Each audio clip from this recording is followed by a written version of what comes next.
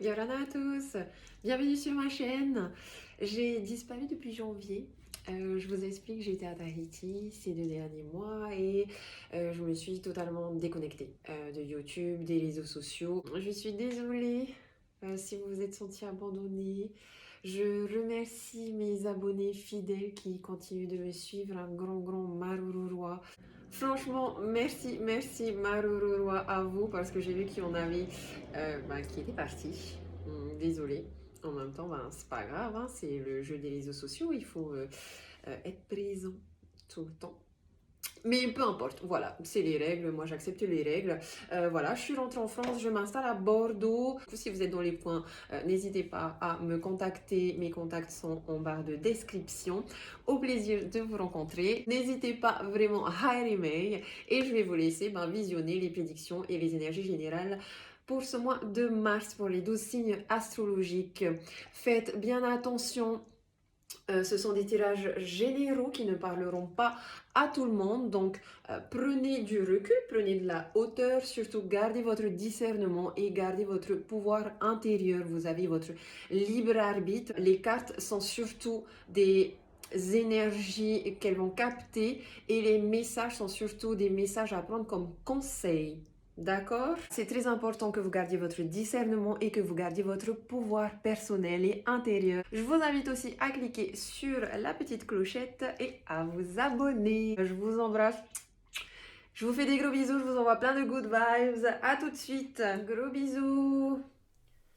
Yorana les béliers, j'espère que vous allez bien. On se retrouve pour les prédictions du mois de mars. Ici avec un message de l'univers. Les deux cartes ont sauté, du coup je les ai gardées. Ici, les énergies générales, la synthèse de votre tirage, les énergies positives qui vous portent pour ce mois-ci, les énergies négatives à prendre comme défi, les énergies du moment présent à prendre comme conseil, et si vous suivez le conseil ici, le futur. Allez, on commence avec la carte de l'univers qui te dit oui. Apparemment, si tu te poses une question, on te dit oui. Si on te pose des questions, dis seulement oui. Euh, plutôt positif, hein, un oui. Hein. Si tu te poses une question, là, on te dit oui. Et puis, on a la carte de étoile mère. Comment pouvez-vous vous materner? Euh, alors, j'ai... Spirituellement, ici, j'ai l'impression que je te vois en train de faire des prières, de prier peut-être la Vierge Marie, en tout cas de faire des prières à l'univers. On peut aussi ici, tu vois, je vois une maman avec ses enfants. Est-ce que c'est toi la maman qui doit gérer quelque chose par rapport à tes enfants? Est-ce que c'est toi la maman qui doit materner tes enfants, apporter de la douceur? Ou est-ce que tu es l'enfant qui a besoin d'une mère pour te materner? Est-ce que tu as des liens toxiques avec tes parents? Euh, Dans ce cas-là, il y a peut-être un travail de développement personnel et une reconnexion à la terre-mère. Ici, la mère, ça pourrait représenter la terre, Gaïa. Avec l'étoile, on a beaucoup de douceur, d'espoir. J'ai l'impression que tu fais beaucoup de demandes à l'univers. Tu demande de l'aide, ça c'est très bien. Demande et tu recevras. Et quelque part, il y a une triangulaire aussi ici. Ça peut être une triangulaire au niveau amoureux, mais j'ai plus un sentiment ici qu'on est dans un tirage familial en fait, où peut-être qu'il y a des jalousies entre les frères et les sœurs, peut-être qu'il y a du favoritisme. Ici, peut-être vous êtes la maman et vous faites du favoritisme, vous êtes le parent, parce que ça peut aussi être un papa. Hein. Il y a peut-être des jalousies comme ça, du favoritisme. Je ne sais pas où est-ce que vous vous situez, mais il y a quelque chose comme ça. Hum. Donc essayez de tempérer et j'entends beaucoup douceur, douceur, douceur. J'ai l'impression que c'est le maître mot pour toi ici euh, pour ce mois de mars. Douceur. Peut-être qu'il y a des liens toxiques à nettoyer. Un bagage, euh, un bagage héréditaire ici en lien avec une guérison. Peut-être que tu répètes des schémas. euh, que tes parents ont fait, tu sais, un peu genre, bah, on a tendance souvent à répéter les mêmes erreurs que nos parents aussi, ils ont fait dans notre éducation. Voilà. Allez, on va regarder là. On a le 10 d'épée dans les énergies générales ici, aïe, avec la jalousie. Tu vois, on retrouve cette idée de triangulaire, cette idée de jalousie, peut-être une jalousie dans une fratrie. Euh, Peut-être une jalousie aussi au sein de... Tu sais, il y a des complexes d'Oedipe des fois dans le développement de l'enfance. Et admettant, peut-être t'es un des deux parents et il y a une sorte de concurrence dans votre couple et dans votre parentalité par rapport à votre enfant. Peut-être qu'il y a comme un papa gentil, une maman méchante, et du coup la maman elle est méchante, donc il y a des tensions avec l'enfant, mais du coup ben, ça peut avoir un impact sur le couple. Ouais, pourquoi c'est toujours moi la méchante et jamais toi qui prends le rôle du méchant, parce qu'après au final c'est toujours moi qui a des problèmes avec les enfants et pas toi. Ça peut aussi être l'enfant qui a un complexe d'Oedipe. Si tu es une fille, tu peux être amoureuse de ton papa, le mettre sur un piédestal et tout le temps reprocher des choses à ta mère. Si tu as un garçon, ça peut être le contraire, mettre ta maman sur un piédestal et toujours reprocher des choses à ton papa, te mettre en concurrence. Il y a aussi un petit peu cette idée de concurrence quelque part. Ça peut aussi du coup être sur un plan dans un domaine professionnel, cette idée de concurrence dans une équipe, dans deux entreprises concurrentes. Euh, voilà, à toi de voir. Il y a peut-être que tu fais un partenariat avec quelqu'un qui est... Je trouve que c'est très spirituel aussi ces énergies ici. Peut-être que tu incarnes ici une sorte de guide spirituel, tu as des élèves et il y a peut-être je sais pas, un élève ici qui a surpassé le maître et du coup qui rentre en concurrence avec le maître. Il y a peut-être des jalousies. Enfin, en tout cas, c'est vrai que le 10 d'épée, il y a euh, peut-être des traumatismes du passé. Il y a, le 10 d'épée, c'est une carte un peu compliquée parce que ça parle d'une fin de cycle. Tu es en fin de cycle en fait. Hum, et c'est vrai que des fois, ça peut parler d'un deuil et des étapes du deuil à passer. Tu sais, le déni, la douleur, la colère, la tristesse, jusqu'à arriver à l'acceptation de la situation. Et ces étapes-là, en lien avec cette fin de cycle, c'est une fin de cycle qui est tellement brutale en fait que ça va te bouleverser, ça va te toucher. Ça peut être au niveau professionnel, au niveau personnel, au niveau amoureux. Hein. Il y a quelque chose ici qui s'arrête. Qui s'arrête. Et en fait, le problème, c'est que tu ressens ça plus comme un coup de poignard dans le dos euh, que comme un message positif.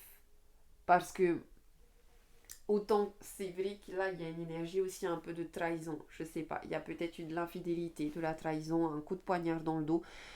Euh, Maintenant, soit tu restes dans euh, des énergies basses et à ce moment-là, peut-être que tu t'as pas fini toutes les étapes à suivre en fait. Donc on te dit prends le temps et donne-toi du temps pour justement passer toutes les étapes du déni, de la douleur, de la colère. Peut-être que là tu es au premier stade du déni. Donc attends-toi à passer par le stade de la douleur, de la colère, de la tristesse jusqu'à accepter la situation. Mais quelque part, euh, il y a aussi cette idée de renouveau, il y a aussi un message positif ici où on t'invite à prendre du recul, on t'invite à apprendre de tes échecs afin de tirer un trait sur le passé. Si tu es trop dans le passé ici, ça risque de bloquer encore, ok? Donc quelque part tu as une épreuve un peu qui peut être douloureuse, qui peut te bouleverser, mais c'est aussi une opportunité pour toi de mûrir et d'évoluer et de tourner la page en fait pour recommencer sur une nouvelle page vierge, tu vois. Allez, on va regarder ici les énergies positives. On a le pendu, tu vois, le pendu, il te dit, fais une pause. Et le temps. Là, clairement, on est en train de te dire, prends ton temps. Prends ton temps. Si tu dois faire une pause dans ton évolution, prends cette pause. Utilise le temps à bon escient. Et le pendu, c'est, on te dit, les choses sont bloquées, mais quelque part c'est positif pour toi. Apparemment, tu as besoin un peu que le temps s'arrête pour voir le message positif qu'il y a derrière cette fin, derrière cet échec, derrière cette trahison.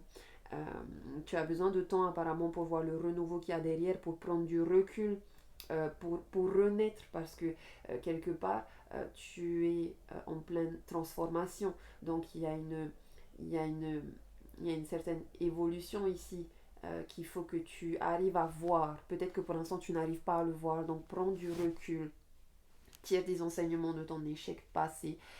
Dis-toi aussi que ce qui s'est passé dans le passé ne se passera pas forcément dans le futur. Accepte que toute fin, toute séparation, euh, ça peut être compliqué à gérer émotionnellement, mais en même temps, si tu analyses la situation de manière objective, il y a un nouveau départ pour toi ici. Qu'est-ce qu'on a en négatif? J'ai l'empereur et la correspondance. Le monde et le retour et l'ermite et l'évolution. Tu vois, on la voit là, l'évolution. Double escalier. Double escalier, double évolution. Peut-être que tu es un peu fatigué de monter les marches. Donc on te dit fais une pause, vas-y doucement, avance. En fait, là je vois avance doucement mais sûrement. L'empereur ici peut parler d'une instabilité du coup en lien avec cette perte justement. Une instabilité matérielle et physique, ça peut aussi me dire que tu peux recevoir des mauvaises nouvelles ici, par téléphone, par communication, par mail, etc. De quelqu'un qui a une certaine autorité, ça peut être un parent, ça peut être un boss, un patron. Il y a une mauvaise nouvelle pour toi ici que tu vas peut-être prendre comme une trahison, comme un échec. Là, encore une fois, le pendu te dit prends du recul. Je trouve que tu es dans un tirage très très spirituel. Hein, le pendu spirituel, le monde spirituel, l'ermite spirituel. On t'invite ici vraiment à, à avoir une vision très spirituelle, à vraiment écouter la voix de ta sagesse, à prendre une pause qui s'impose. Hein. De toute façon, même si tu ne prends pas toi la pause de toi-même, c'est l'univers qui va te faire une pause. Et il faut que tu utilises ce temps de pause pour justement prendre le temps de la réflexion et de l'introspection. L'ermite, c'est ça aussi. Hein. C'est fait de l'introspection.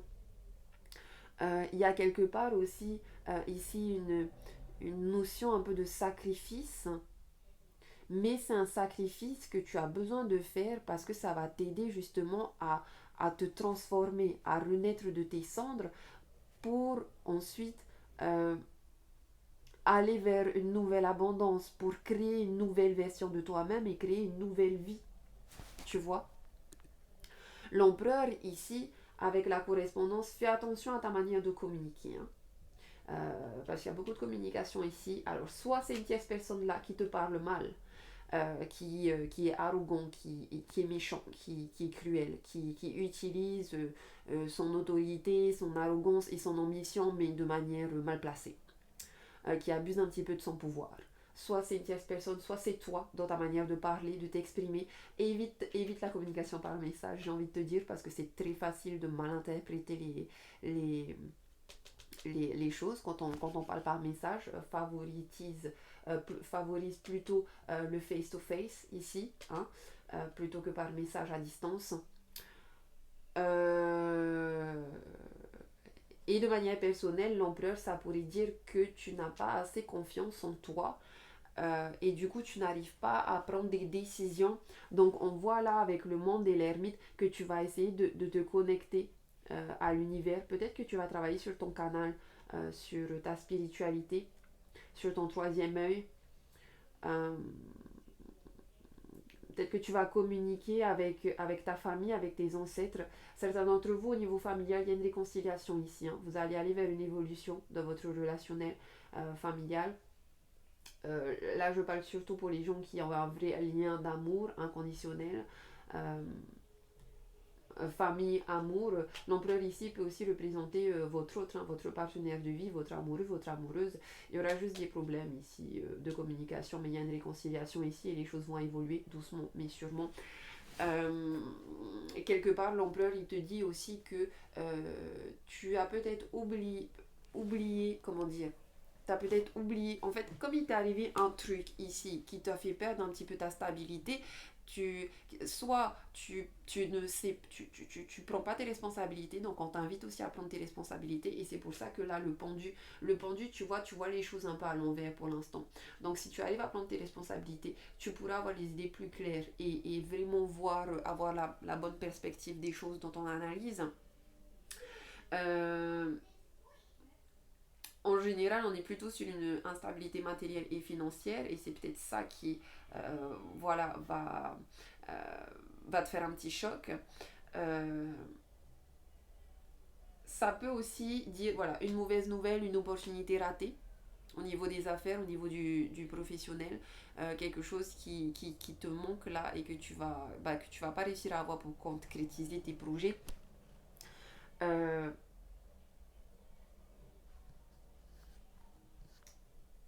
et si c'est toi,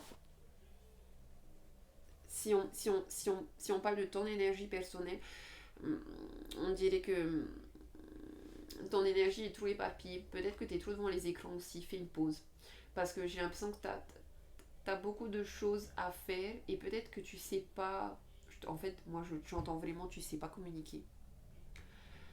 Tu as une mauvaise communication et du coup, ben, ça crée des conflits avec tes supérieurs ou ça te crée des problèmes affectifs dans ta famille, dans tes relations. Donc, fais attention à ça. Euh,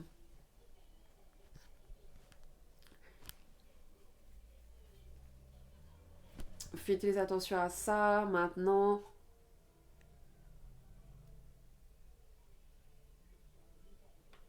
le seul moyen pour toi en fait de sortir de cette crise, c'est de faire une introspection. Parce que c'est vrai que autant il y a une évolution, mais c'est une petite évolution. Hein. Tu vas pas tout réussir à gérer tout de suite.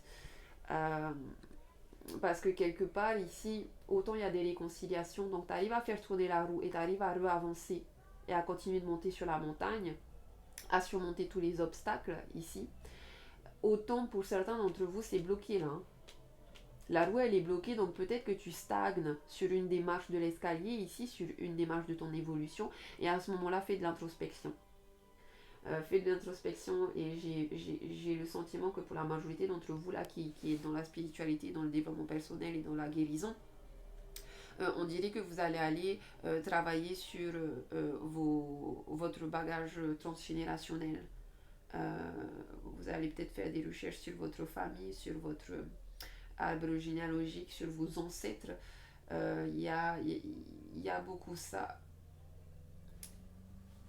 Il y a beaucoup ça. En tout cas, je trouve que tu es vraiment, je sais pas, moi je te vois beaucoup dans une recherche spirituelle, un développement personnel.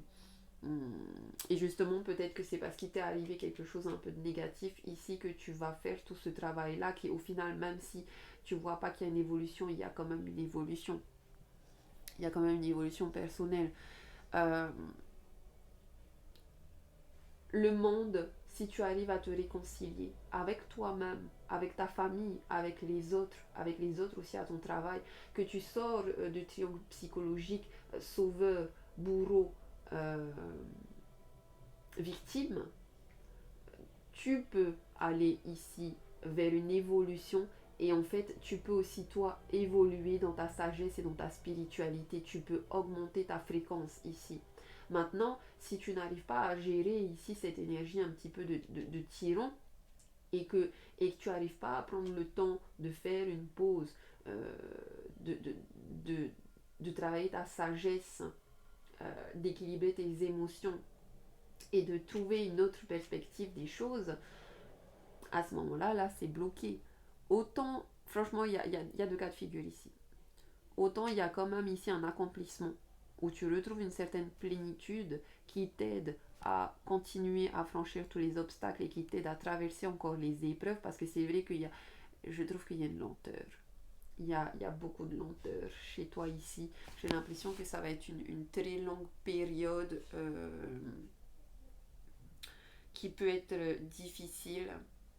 Mais à la fin de ce chemin, il y a forcément quelque chose de fructueux pour toi, il y a forcément une stabilité, il y a un accomplissement, quelque chose de bénéfique pour toi, tu vois. Surtout si tu retrouves cette plénitude et cette sagesse. Peut-être que justement ça va pas se voir dans le monde matériel, mais peut-être que c'est une réussite qu'au niveau spirituel, une réussite un peu invisible.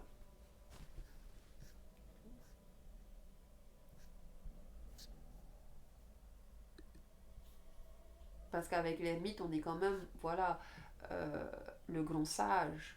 Le grand sage. Donc, à toi de voir où tu te situes et à toi de voir à partir d'ici, à partir du conseil, comment tu gères le positif, le négatif et comment tu prends le conseil ici. Soit tu te replies sur toi, tu vis une période de doute, tu es paralysé, tu es peut-être un peu dépressif. À ce moment-là, donne-toi le temps de la réflexion. Accepte d'être dans l'inertie. Hein. Des fois, c'est pas, c'est très spirituel aussi de rien faire pour justement mobiliser toute ta force vitale pour faire de l'introspection, pour savoir qui tu es vraiment, où tu vas, tu vois. Surtout si tu es en pleine transformation personnelle, parce que peut-être que tu es en train de changer de personnalité et que du coup tu es en train de changer aussi ta manière d'être dans les relations, ta manière de communiquer, peut-être que tu es en train de changer de travail, peut-être que tu es en train de changer de famille, j'en sais rien. Mais soit euh, tu es dans une énergie un peu sur une basse fréquence comme ça, donc prends le temps, ok, prends le temps de faire ce travail de développement personnel et spirituel. Ne fuis pas les problèmes parce que ça va revenir. Soit tu arrives à être patient avec toi-même. Tu arrives à utiliser cette période de repli sur soi et de solitude, mais de manière positive, dans le sens où tu vois cette introspection et cette solitude comme une retraite spirituelle que tu fais toute seule. Peut-être aussi que tu vas carrément aller faire une retraite spirituelle ou des soins énergétiques ou des choses comme ça. Mais peut-être aussi que tu vas réussir à le faire toute seule chez toi. Euh, on te dit beaucoup patiente. Et en fait, je trouve que là, tu es en train de faire un très très beau travail de résilience sur ton chemin de vie. Donc, fais des recherches sur la résilience. J'ai l'impression qu'il y a beaucoup de Ho'oponopono aussi à faire pour toi ici. Fais des recherches sur Ho'oponopono. Euh, c'est une philosophie polynésienne qui met en avant le pardon. Désolé, il y a un travail de pardon ici. Donc, soit c'est un pardon avec quelqu'un qui est dans ta vie, soit c'est un pardon avec tes parents, soit c'est un pardon avec tes ancêtres. Des ancêtres aussi qui n'existent plus. Hein. Dans tous les cas, peu importe les embûches que tu vas traverser, il s'agit ici d'une introspection profonde, de manière personnelle sur ton comportement, qui va venir t'aider à te débloquer. Après, voilà, ça parlera pas à tout le monde. Hein. Donc, si vous n'êtes pas en perte d'emploi, en rupture amoureuse, en perte d'un proche ou dans l'échec, ben, c'est peut-être pas pour vous. Voilà. Je vous souhaite un bon courage et surtout patience. Patience, résilience. Prends ton temps, avance sereinement, avance doucement. Fais tes recherches sur tes racines. Peut-être que tu vas faire des recherches sur ton enfance aussi. Peut-être que tu auras une prise de conscience de certaines choses dans ton enfance. Prends du recul, fais le point. Fais le point sur tes blessures du passé. Et ensuite, fais les bons choix qui vont te permettre justement d'évoluer. Ok. Allez Bélier, je te fais des gros bisous, je te dis nana, maruru.